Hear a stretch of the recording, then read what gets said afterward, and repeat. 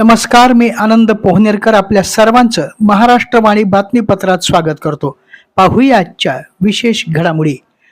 नरहरी श्यामराज की जयचा जयघोष, गुलालाची उधळण, फटाक्याची आतिषबाजी करत हजारो भाविकांच्या उपस्थितीमध्ये आज श्री क्षेत्र पोखर्णे नरसिंह येथे नरसिंह जन्मोत्सव सोहळा गुरुवारी सायंकाळी 6:42 उत्साहाच्या वातावरणामध्ये साजरा करण्यात आला. महाराष्ट्राच्या कानाकोपऱ्यातून आलेल्या भक्तसागर या ठिकाणी उसळला होता. मंदिर परिसर भक्तिमय झाला होता. आज हजारो भाविकांनी श्रीचं दर्शन घेतलं. महाराष्ट्रातील एक जाज्वल्य दैवत म्हणून प्रसिद्ध असलेलं श्री क्षेत्र नरसिंह पोखर्णे महाराष्ट्रातील अनेक भक्तांचं श्रद्धास्थान कुलदैवत आहे. या सोहळ्यानिमित्त केवळ महाराष्ट्रातीलच नव्हे तर अनेक राज्यातून भाविक पोखर्णीमध्ये दाखल झाले होते. गुरुवारी सकाळपासूनच दर्शनासाठी गर्दी होती. मंदिर परिसराला यात्रेचं स्वरूप प्राप्त झालं. भाविकांची गर्दी लक्षात घेता विशेष पोलीस बंदोबस्त तैनात करण्यात आला होता. नरसिंह जन्म सोहळ्यानिमित्त यावेळी जिल्हाभरातील सर्व लोकप्रतिनिधी, अधिकारी, नागरिक या कार्यक्रमास मोठ्या संख्येनं उपस्थित होते. हरिभक्तपरायण अच्युत महाराज दस्तापूरकर यांच्या देवजन्माच्या कीर्तनात खांबावरील लाथ मारी दुर्जने स्तंभी नारायण प्रगटले असे म्हणताच सायंकाळी 6:42 सूर्य अर्ध्यावर आणि अर्धा मावळला असता नरहरी श्यामराज की जय चा जयघोष, गुलालाची उधळण आणि ढोल ताशाचा गजर करत फटाक्याच्या आतिषबाजीमध्ये नरसिंह जन्मोत्सव सोहळा साजरा झाला.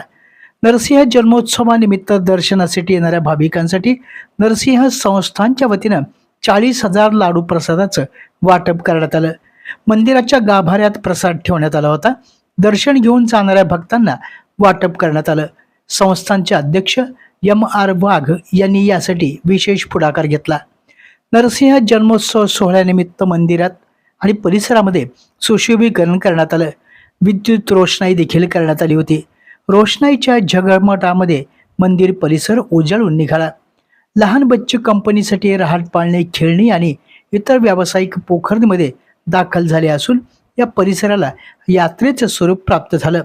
आरोग्य शिबिर, रक्तदान शिबिर, नरसिंह जन्मोत्सव सोहळ्यानिमित्त विविध संस्था आणि नरसिंह संस्थांच्या वतीनं भव्य रोगनिदान आणि रक्तदान शिबिर देखील घेण्यात आलं. यामध्ये अनेक रक्तदात्यांनी रक्तदानाचं पुण्य काम केलं तर अनेक नागरिकांनी आरोग्य तपासणी देखील केली. एकूणच आज नरसिंह जन्मोत्सव सोहळा भक्तिमय वातावरणामध्ये साजरा करण्यात आला. सार्वजनिक आरोग्य कुटुंब कल्याण राज्यमंत्री मेघना साकोरे बोर्डीकर यांनी थॅलेसेमिया मुक्त महाराष्ट्र मोहिमेला सक्रिय प्रोत्साहन देत 1 ते 8 मे 2026 या कालावधीत राज्यभर संकल्प सप्ताह प्रभावीपणे राबविण्याचे निर्देश दिले आहेत. या माध्यमातून थॅलेसेमिया प्रतिबंध, तपासणी आणि जनजागृतीला अधिक गती देण्यावर भर देण्यात येणार असल्याचे राज्यमंत्री मेघना साकोरे बोर्डीकर यांनी सांगितले. संकल्प सप्ताहाच्या अनुषंगाने मुंबई येथील आरोग्य भवन येथे आरोग्य विभागाची घेण्यात आलेल्या बैठकीमध्ये बोर्डीकर बोलत होत्या. या मोहिमेच्या 1 वर्ष पूर्तीनिमित्त आयोजित करण्यात आलेल्या संकल्प सप्ताहात विविध विषयावर आधारित उपक्रम राबविले जाणार असून नागरिकांचा व्यापक सहभाग नोंदवण्याचे नियोजन देखील करण्यात आले आहे. 8 मे रोजी साजरा होणाऱ्या जागतिक थॅलेसेमिया दिनाच्या अनुषंगाने आठवडाभर राज्यभर जनजागृती अभियान राबविण्यात येणार आहे. यामध्ये सहभाग नोंदवावा असं आवाहन देखील त्यांनी केलं आहे.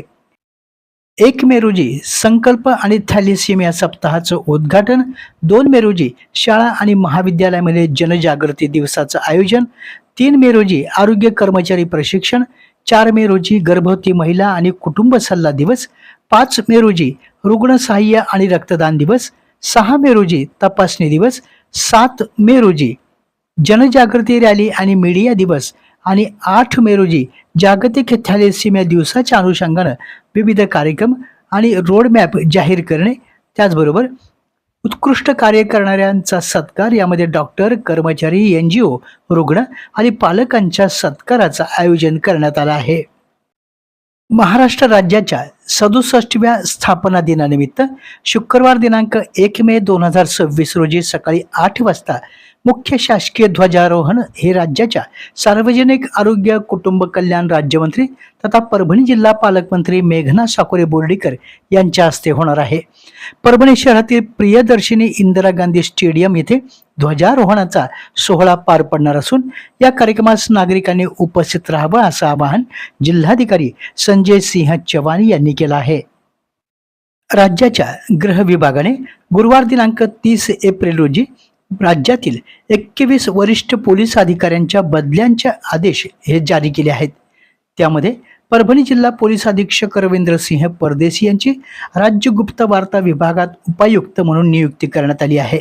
त्यांच्या जागेवर अमरावती येथील अप्पर पोलीस अधीक्षक पंकज कुमावत यांची पोलीस अधीक्षक म्हणून नियुक्ती करण्यात आली आहे.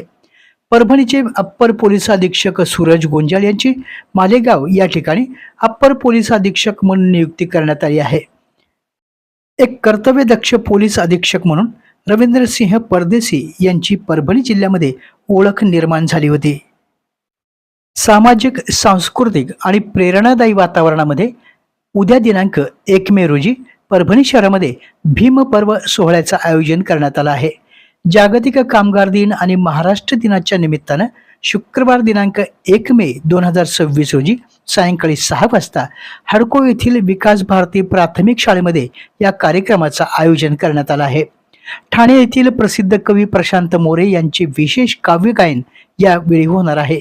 या प्रसंगी सशक्त आणि प्रेरणादायी कवितांमुळे उपस्थितांना वेगळी ऊर्जा ही मिळणार आहे. या कार्यक्रमाच्या अध्यक्षस्थानी डॉक्टर भीमराव खाडे यांची उपस्थिती राहणार आहे. यावेळी कृषीभूषण कांतराव काका झरीकर, डॉक्टर आरिफ खान, मारुतराव बनसोडे, रवी सोनकांबळे, सिद्धार्थ हत्तेंबरे, डिघोळे अण्णा, यशवंत मकरंद, मिलिंद घागरमाळे, धर्मदीप रोडे, PS कागडे यांची उपस्थिती राहणार आहे. यावेळी आशाताई जोंधळे, वाकोळेताई, रेखा आवटे, प्राचार्य डॉक्टर विठ्ठल घुले यांच्यासह इतरांचा यावेळी सत्कार करण्यात येणार आहे. कार्यक्रमाचं संयोजन प्राध्यापक सुनील तुरुकमाने, मिलिंद बामणीकर, राजेश रणखाम, विश्वजित वाघमारे, पंकज खेडकर, अरुण चव्हाण, त्र्यंबक वडसकर, केशव खटिंग, राहुल वैवाळ, बिंदू दातार यांनी केलं आहे. गोपाळराव भुसारे आणि मित्रपरिवाराच्या वतीनं या सोहळ्याचं आयोजन करण्यात आलं आहे. आपल्या जिल्ह्यातील अपडेट बातम्या पाहण्यासाठी आमच्या महाराष्ट्रवाणी या चॅनलला लाईक करा, सबस्क्राईब करा आणि शेअर करा. धन्यवाद.